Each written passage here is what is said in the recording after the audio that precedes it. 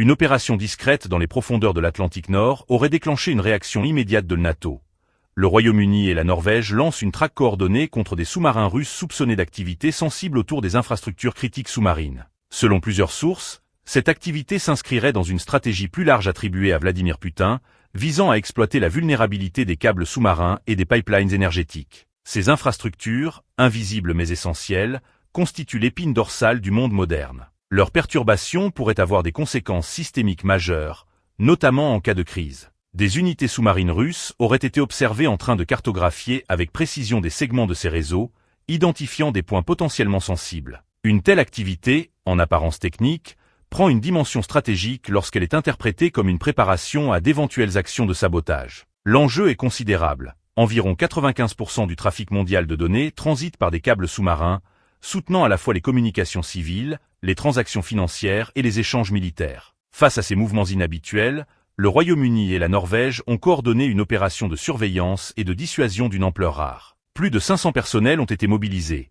appuyés par des moyens navals et aériens sophistiqués, notamment des avions de patrouille maritime comme le Boeing P-8 Poséidon, ainsi que des réseaux de détection sonar étendus. Le ministre britannique de la Défense, John Healey, a adressé un message direct à Moscou, affirmant que toute tentative de porter atteinte à ces infrastructures ne serait pas tolérée et entraînerait des conséquences sérieuses. Cette déclaration illustre le niveau de gravité accordé à la situation par Londres. Les activités suspectes impliqueraient plusieurs types de sous-marins. Un bâtiment d'attaque nucléaire, conçu pour opérer discrètement et attirer l'attention des systèmes de détection adverses, aurait servi de diversion.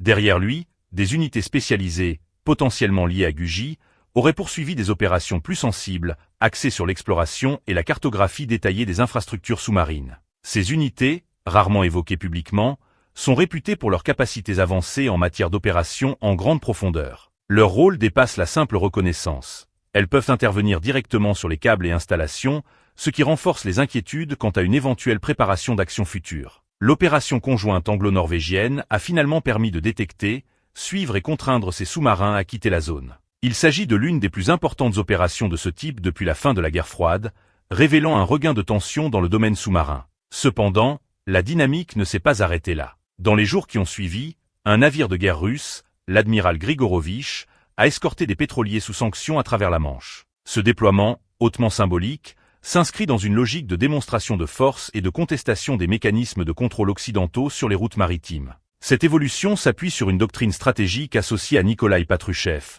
qui considère certaines actions occidentales comme des formes d'hostilité économique assimilables à de la piraterie. Dans cette optique, l'escorte militaire de navires civils devient un outil de projection de puissance et de contestation des normes internationales. Parallèlement, la tension s'étend vers le nord. Moscou accuse ouvertement la Norvège de soutenir des opérations ukrainiennes en mer de Barents, ce qui élargit le spectre du conflit. Cette accusation dépasse le cadre diplomatique classique et suggère une redéfinition des lignes de confrontation. La Norvège occupe en effet une position stratégique, partageant une frontière avec la Russie à proximité de la péninsule de Kola, où est stationnée une partie essentielle de la flotte du Nord, incluant des capacités nucléaires maritimes. Toute montée des tensions dans cette région comporte donc des implications majeures pour l'équilibre stratégique en Europe. Dans ce contexte, les événements récents mettent en lumière une transformation profonde des enjeux sécuritaires.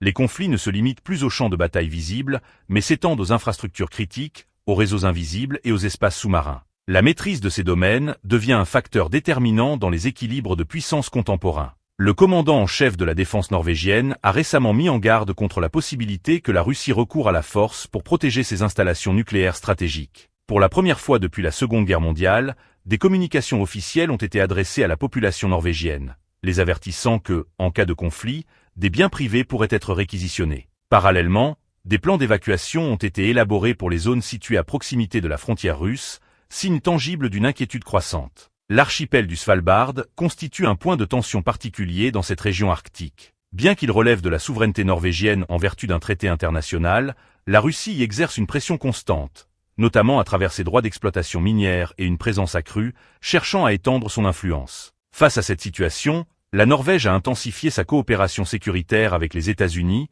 le Royaume-Uni et le Canada, érigeant la protection des infrastructures sous-marines au rang de priorité stratégique absolue. La menace à laquelle ces États sont confrontés ne saurait être réduite à un héritage obsolète de l'ère soviétique. Il s'agit d'une flotte sous-marine hautement sophistiquée, modernisée au cours des 2 dernières décennies grâce à des investissements massifs. Son centre névralgique se situe dans le cercle arctique, sur la péninsule de Kola, à proximité de Mourmansk, où des bases navales telles que Gadzievo, Olenia et Severomorsk constituent de véritables bastions militaires. Au cœur de ce dispositif se trouvent les sous-marins nucléaires d'attaque de classe Yasen-M, désignés par l'OTAN sous le nom de Severodvinsk. Ces bâtiments de nouvelle génération, dont certains portent les noms de Kazan ou Novosibirsk, se distinguent par leur furtivité acoustique et leur capacité à opérer dans un silence quasi total. Selon plusieurs évaluations occidentales, ils atteignent un niveau technologique comparable aux standards les plus avancés. Leur mission principale consiste à pénétrer discrètement dans l'Atlantique afin de cibler des infrastructures critiques de l'OTAN à l'aide de missiles de croisière tels que les 3 M54 calibre ou les missiles hypersoniques Zircon.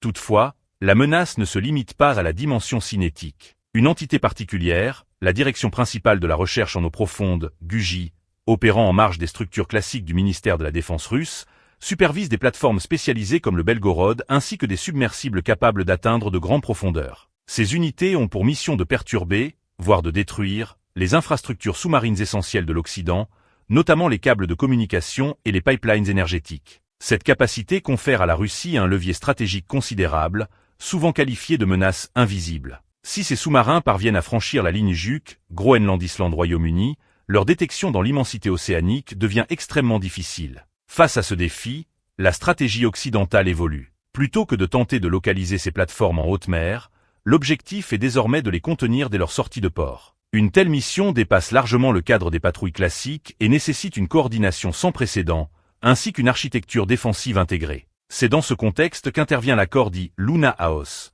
conclu entre le Premier ministre britannique Keir Starmer et son homologue norvégien Jonas Gahr Støre.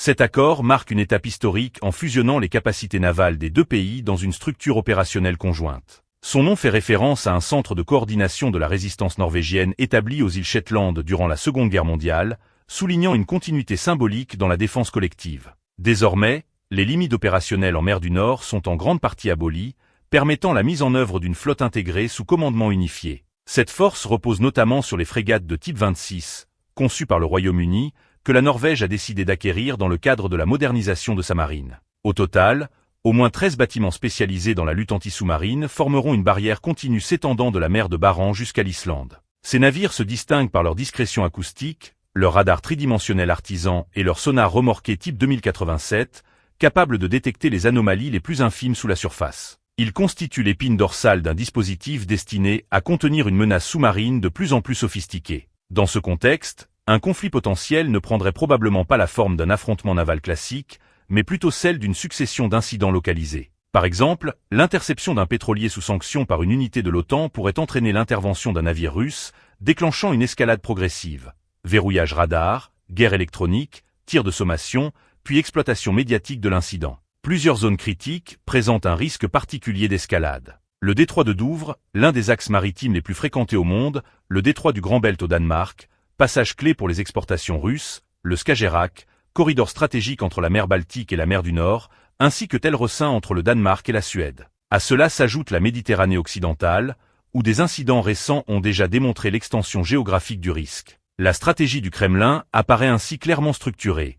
Tester la détermination occidentale dans l'application des sanctions maritimes. Chaque escorte armée constitue un message implicite. Chaque passage réussi crée un précédent, et chaque risque d'incident contribue à accentuer les divisions au sein de l'OTAN. Car c'est précisément dans ces fissures que réside l'avantage stratégique recherché par Moscou. En définitive, la question essentielle demeure. Si les sanctions existent en théorie, leur mise en œuvre en mer suppose une prise de risque considérable. Quel État sera prêt à exposer ses navires face à une puissance disposant de capacités militaires avancées? Dans ce dilemme se joue non seulement l'efficacité des sanctions, mais aussi l'équilibre fragile des marchés énergétiques mondiaux.